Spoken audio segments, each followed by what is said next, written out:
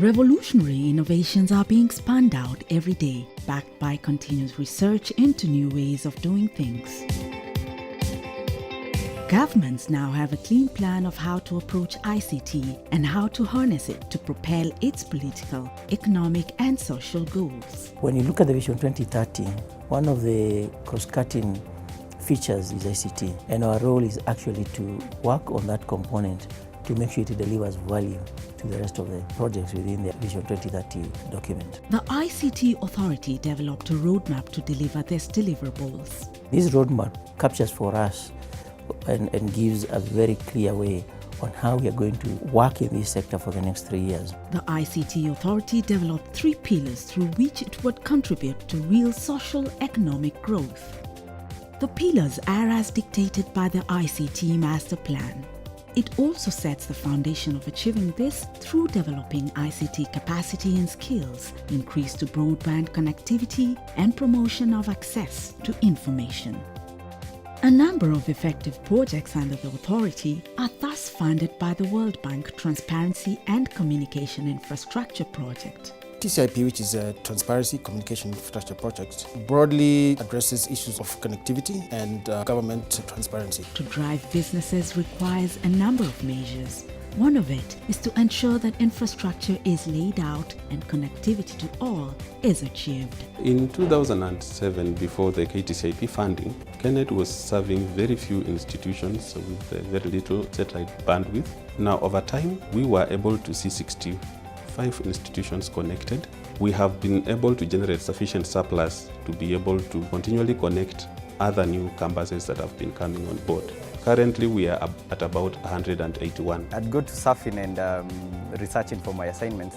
It's fast. For the next 10 to 15 years, KNET member institutions will be able to enjoy high-speed connectivity. And in selected universities, we also provided hotspots to enable students to access information anywhere on campus, even in the dorm rooms. In the e-government pillar, there is a myriad of projects running under the Public Shared Services docket.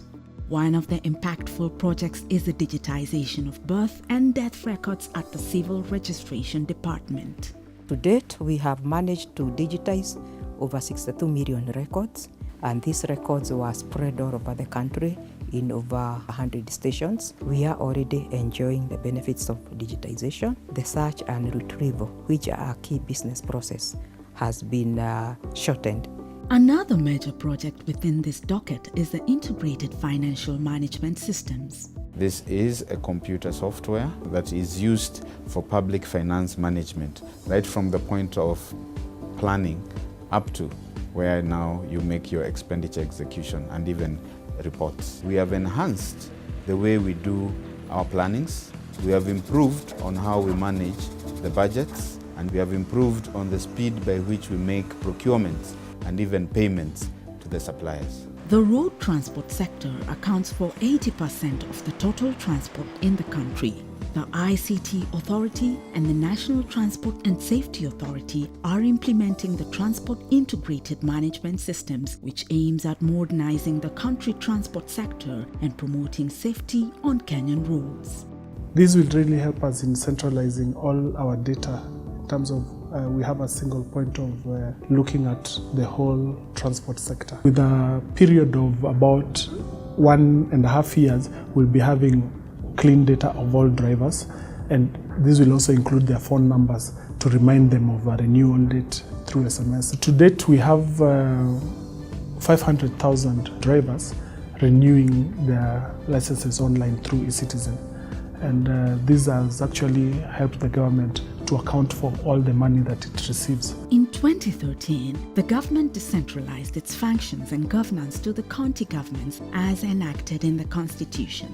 Most of the counties are working on a clean slate and are in need of fast, efficient, accountable, and affordable ways to deliver their mandate. Nakuru County, we are now developing an ICT Roadmap to assist us focus ICT uptake for the next 5 years. I look at it as a strategic plan for ICT development, and this document is giving us a framework in developing our ICT. We expect our citizens right in the rural areas to be able to get services nearer their homes. We have our community information centers that we set up and where we are training our people. We have in total 30 wards. We have set up 15. 7 are operating right now. The other 8 are in the process of being operationalized. In the Nairobi City Council, the authority is working closely with the county to develop and roll out the integrated county revenue management tool, which will have functionality for revenue collection and revenue management. We are almost to the tail end. By the end of 2016, everything should be in place. Nairobians are able to pay for their services more easily, more efficiently. They don't need to bribe anyone. You pay for your rates, you pay for your parking using electronic payment. It gives you a right to demand for services from Nairobi County government.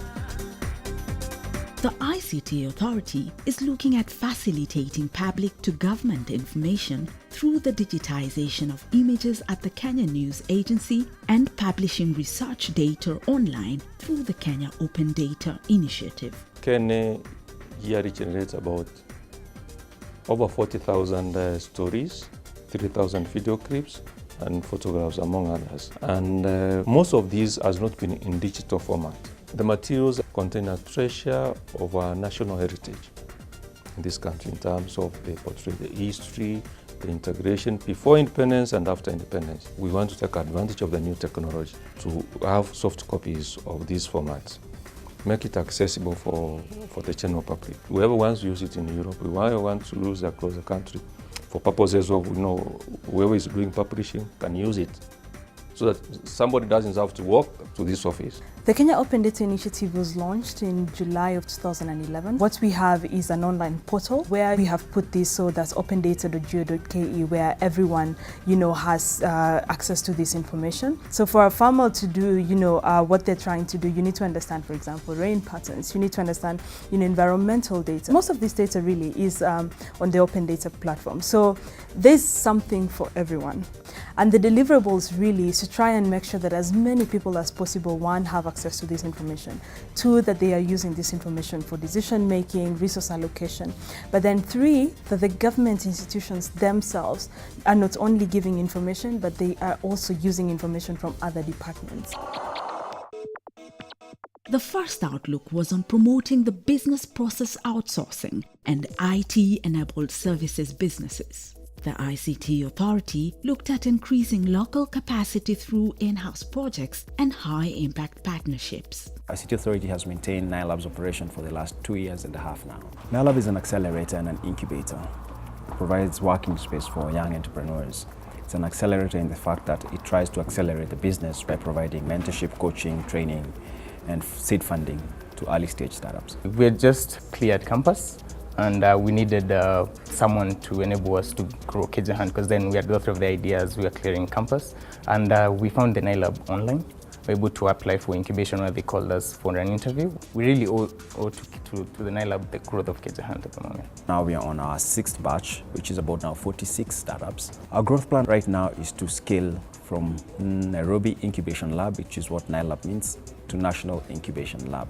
The increasing dependence on ICT brings its own risks, in particular, breaches in information security, more so in the e-commerce space where financial transactions are carried out online. We are in the process of implementing the components of our cyber security plan that we have. The team which works on this, chaired by the Permanent Secretary, has also come up with a very clear implementation roadmap. One of the components of those roadmaps was actually the public key infrastructure, which was meant to give us the capability or ability to be able to issue people with digital signatures, both in the public sector and the private sector. The essence of this is for the purposes of integrity of transactions in the system. All these projects are geared at building a better life for Kenyans by transforming our economy from one that relies heavily on primary products such as tea, coffee, horticulture or tourism to a value-added economy in which ICT-driven services play a central role.